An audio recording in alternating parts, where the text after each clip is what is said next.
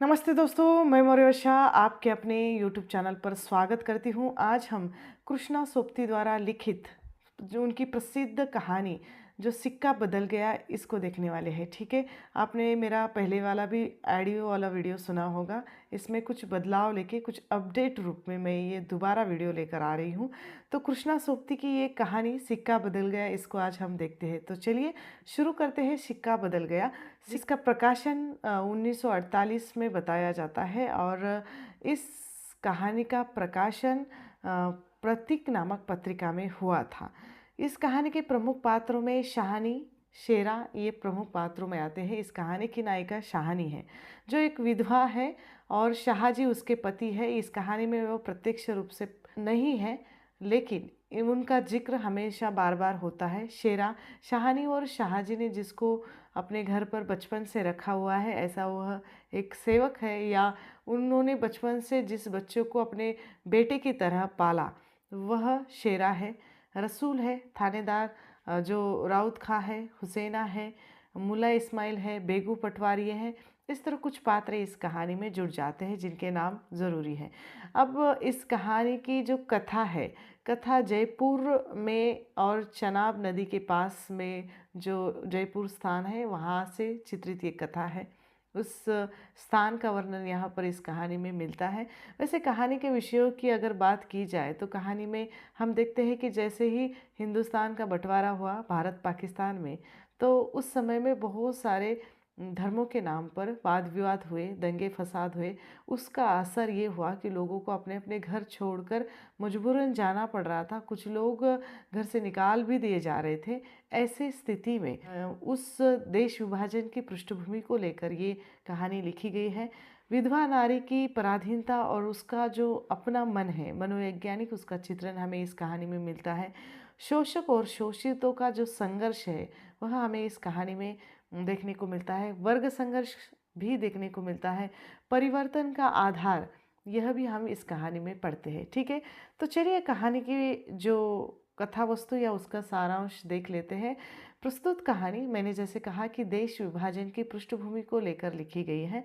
सत्ता परिवर्तन हो जाते हैं और उस सत्ता परिवर्तन में बहुत सारी हलचलें होती हैं जो तत्कालीन समय में लोगों को झेलनी पड़ी थी, देखनी पड़ी थी।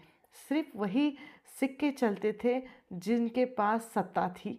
कहानी की नायिका शाहनी के पति का जो देहांत हो चुका है। शाहनी रोज जो सुबह चनाब नदी में नहाने जाया करती थी, एक दिन अचानक उसके मन में यह एक डर बैठ जाता है कि उसके जमे वाला जो कुआं है, मीलों तक फैले हुए खेत है और हवेली उस पर जैसे सबकी दृष्टि पड़ती है तो उसका मन अस्वस्थ होने लगता है। क्योंकि अब उसके पति तो उसके साथ शाहजी नहीं रहे, तो वो कहते कि हवेली का कोई वारिस भी नहीं है। शाहनी और शाहजी को अपना कोई पुत्र या पुत्री भी नहीं है। सिर्फ वो अकेली विधवा स्त्री क्या कर सकती है। और ऐसे माहौल में जब देश में धर्मों के नाम पर दंगे फसाद हो रहे हैं, दूसरी बात यह है कि देश में दंगे हो रहे हैं और देश का माहौल पूरी तरह बदल चुका है। धर्म के नाम पर अकेली स्त्री को देखकर कोई भी उसकी जायदाद हड़प लेना, उसे डराना, धमकाना या उसके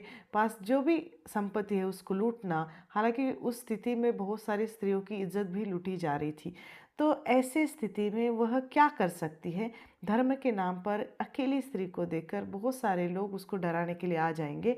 शाहनी हवेली जाने से पहले अपने शेरा के घर जाती है जो उनका खास विश्वासु व्यक्ति है, जो शाहजी का बहुत अच्छा सेवक था।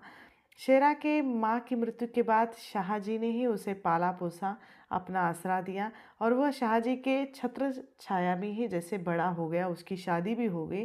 शाहनी जब शेरा के घर जाती है तब हवेली के बारे में बात करती है और उस समय शाहनी के मन में बहुत सारे प्रश्न हैं, द्विधा मनस्थिति है।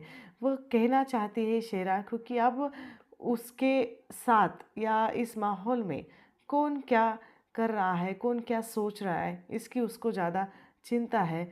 और शाहनी जब शेरा के घर जाती है तब वह हवेली के कोठरी में रखी हुई सोने चांदी की संदूकें उठाने की अर्थात चुराने के बारे में वह सोच रहा है। तभी शाहानी उसे दिखाई देती है।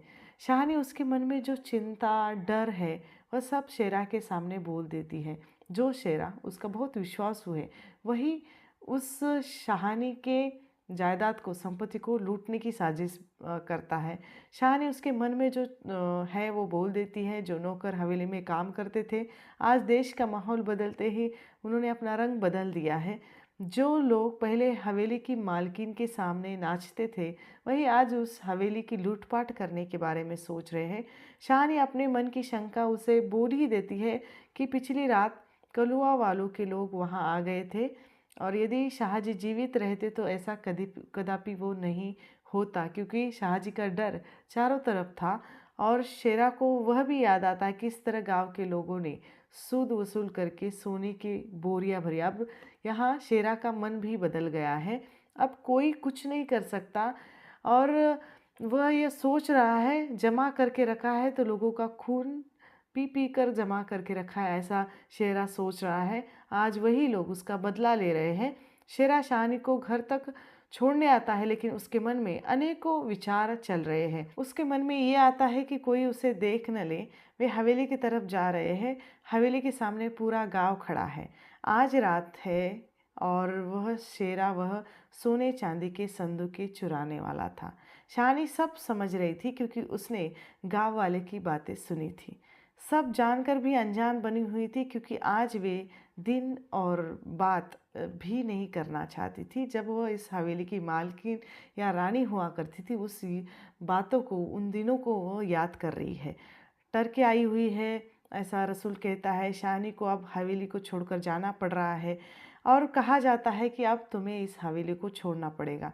गाँव वालों के सामने वह कुछ भी नहीं बोल पा रही है। वह हवेली के बाहर आती है।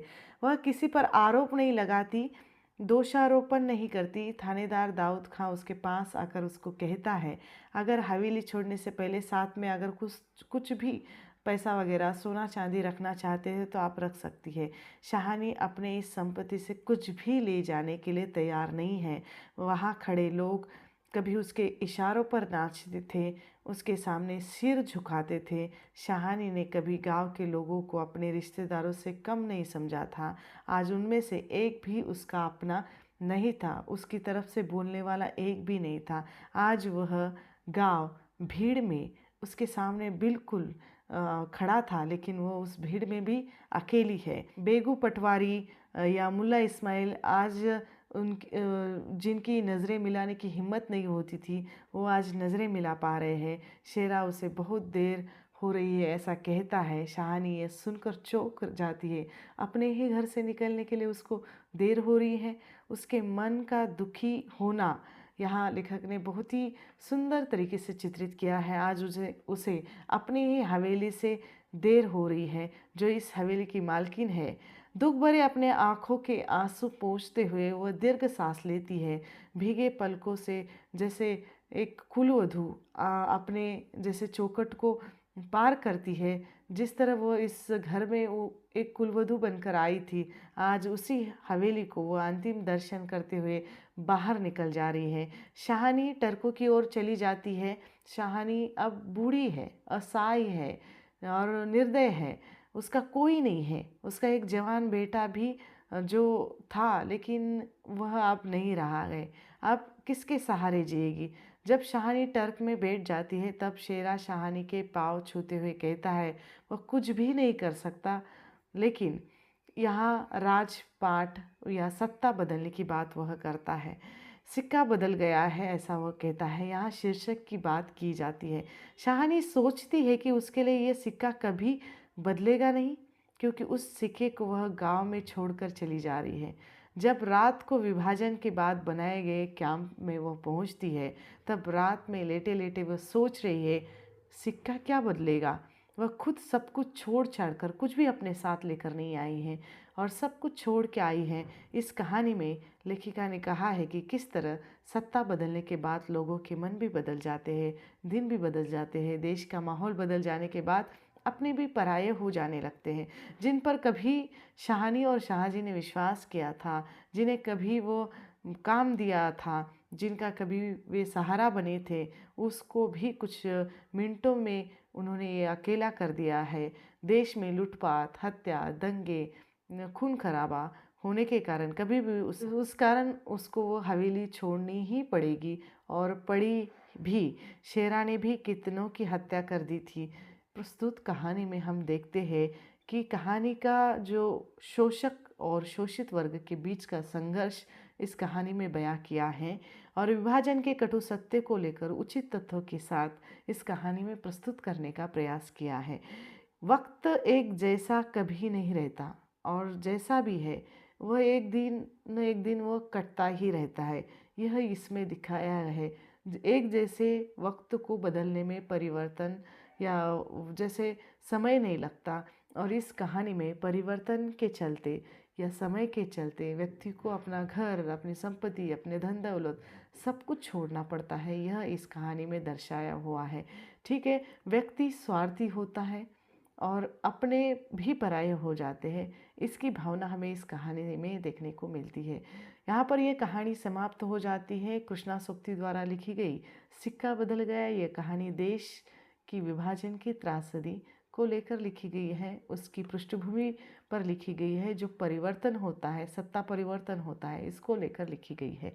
ठीक है, तो यहाँ पर हम रुकते हैं। जल्द मिलेंगे एक नए वीडियो में एक नए विषय के साथ। तब तक के लिए धन्यवाद।